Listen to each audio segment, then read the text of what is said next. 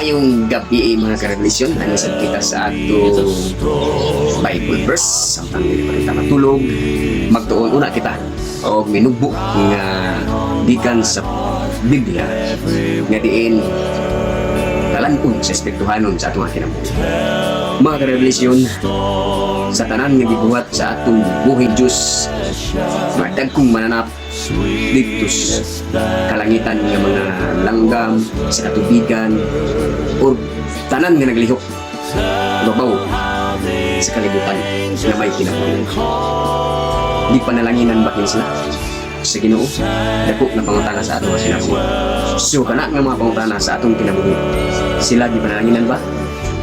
Okay, atong patubagon ang Biblia. Genesis 1:21 to 22.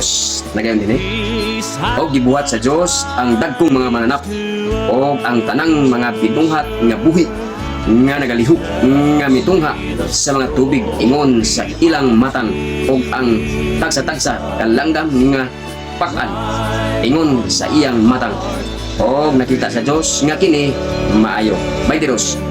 O gipanalanginan sila sa Dios nga nagaingon, sumanay o dumaghan kamo o puna ninyo ang mga tubig sa mga dagat o padaghanon ang mga langgam sa yuta. Meaning mga karelasyon, atong pagkakanon ang mga manok, dili gyud na sila maharot mga isunan. Inikan kay nagsaad ang Dios sa tanan nga binuhat niya nga buhi nagalihok babaw sa yuta. Managhan din sila. Punon nila ang tibuok na kalibutan. Sumaw na ang giblis sa Ginoo, gipanalanginan silang tanan.